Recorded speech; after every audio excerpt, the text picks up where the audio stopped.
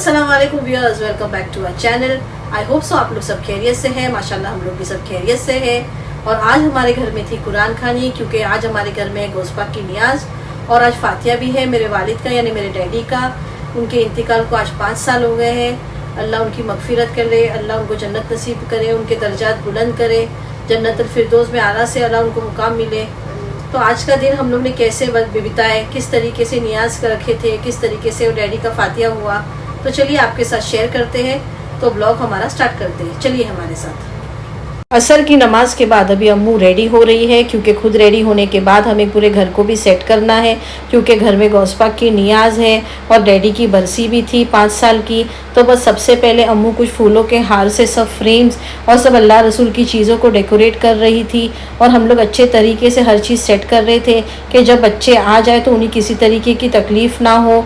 तो बस हम लोग अभी दोनों सिस्टर्स मिलकर कर रहे थे उन बच्चों को बिठाने की तैयारी, यानी उनके लिए सब इंतज़ाम अच्छे से कर रहे थे कि जब वो आए तो आराम से अपनी थकन उतारने के बाद कुरान शरीफ पढ़ लेंगे, ख़त्म पढ़ लेंगे और दूसरी सब पढ़ाई भी पढ़ लेंगे। तो बस हम लोग अच्छे तरीके से सेटिंग कर रहे थे। और अभी नेक्स्ट अम्मू कर रही है सब अमल, यानी सब बुक्स निकाल के रख रही थी।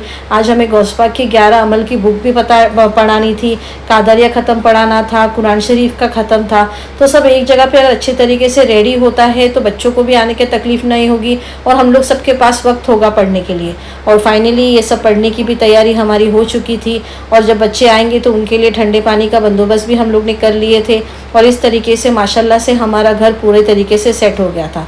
साथों साथ केटरर्स वाले भी आ गए थे, वो भी अपनी अच्छे तरीके से सेटिंग कर रहे थे। उन्होंने प्लेट्स यहाँ रख दिए थे और किचन में भी अपना सेटअप वो लोग ने लगा लिए थे कि किस तरीके से सर्व करना है, ताकि काम झटपट हो जाए और सब कुछ एकदम परफेक्ट तरीके से हो जाए। अभी बच्चे आ चुके थे और सबसे पहले कुरान शरीफ का ख़त्म हो रहा था माशाल्लाह से।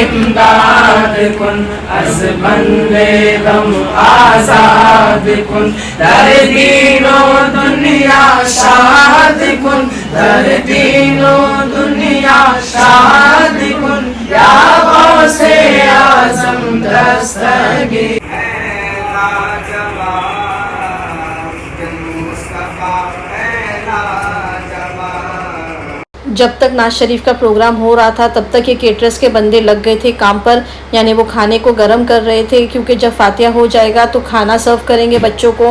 खाने में हम लोग ने बना लिए थे दाल गोश्त, जो बहुत ही माशाल्लाह बेहतरीन बना था, और जर्दा बना लिए थे, वो भी माशाल्लाह बहुत बेहतरीन बना था।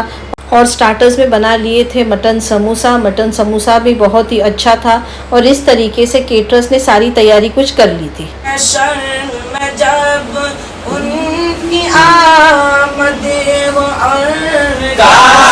मैं शर्म जब उनकी आमद हो, भेजे सब उनकी शौकत पे लाखों सलाम। मुस्तफा जाने रहमत पे लाखों सलाम। शम्ह बज़ में हिदायत पे लाखों सलाम।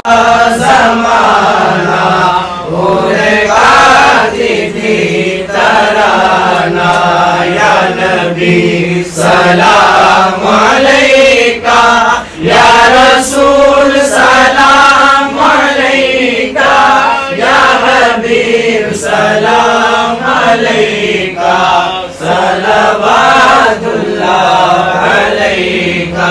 आकाए नामदार मदीने के ताजदार, दोनों आलम के मालिक मुख्तार जनाब अहमद मुज्तबा मुहम्मद मुस्तफा सल्लल्लाहु अलैहि वसल्लम को मुक़द्दस बारगाह में नज़र मौला से कबूल अता फरमाए। कुदसिया और करबला के मैदान में जितने भी शुहदा के नाम शहीद किए वाला तमामों की बारगाह में नज़र कबूल अता फरमाए।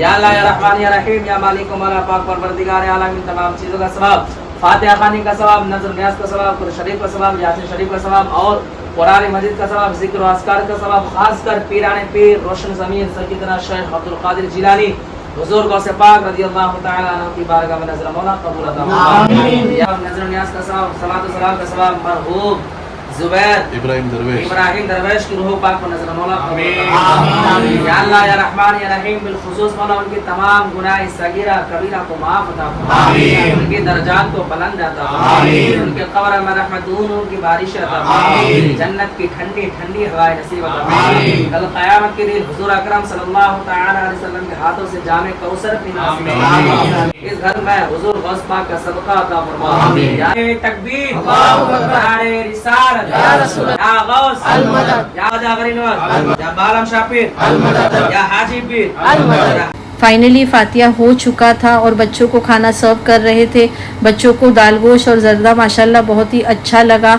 और बस इस दिन हम लोग हमारे वालिद को बहुत याद करते हैं, क्योंकि मेरे डैडी हर साल ये नियाज़ बहुत ही बड़ी करते थे और बस उन्हें जब भी ये नियाज़ होती है तो हम उन्हें बहुत मिस करते हैं। मेरे डैडी की बरसी इसी महीने होती है। अल्लाह मेरे वालिद की मगफिरत करे, अल्लाह उनको जन्नत नसीब करे और उनके दर्जात बुलंद करे, आमीन सुम्मा आमीन। और जिनके भी माँ बाप हयात है अल्लाह उनको लंबी ज़िंदगी थे। और हमें अपने माँ बाप की इज़्ज़त करना चाहिए, क्योंकि माँ बाप से बड़ी नियामत इस दुनिया में नहीं है।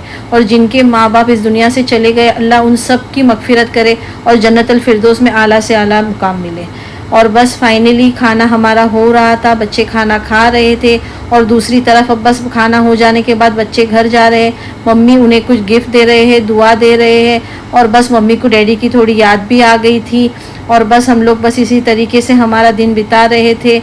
अल्हम्दुलिल्लाह बहुत ही अच्छी इवनिंग थी। अल्लाह रसूल का कलाम पढ़े, मेरे डैडी की बरसी हो गई, अल्हम्दुलिल्लाह सब कुछ अच्छे से हो गया।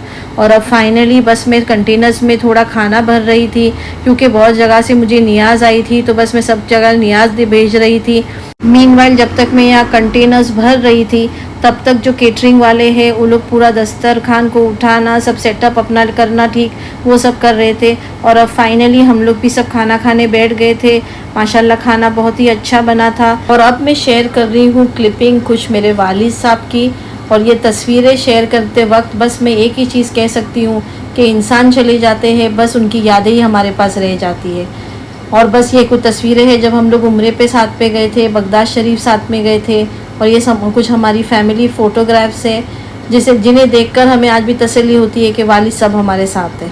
बस अल्लाह उनकी मगफिरत करे और अल्लाह उनको जन्नत नसीब करे। आज का ब्लॉग हम यही पर एंड करते हैं। अगर आज का ब्लॉग आपको पसंद आया होगा तो प्लीज़ लाइक करें, चैनल को सब्सक्राइब करें, अपने फ्रेंड्स और रिलेटिव में शेयर करें। मिलेंगे इंशाल्लाह नेक्स्ट ब्लॉग में एक न्यू रेसिपी के साथ। तब तक के लिए टेक केयर, अल्लाह हाफिज़।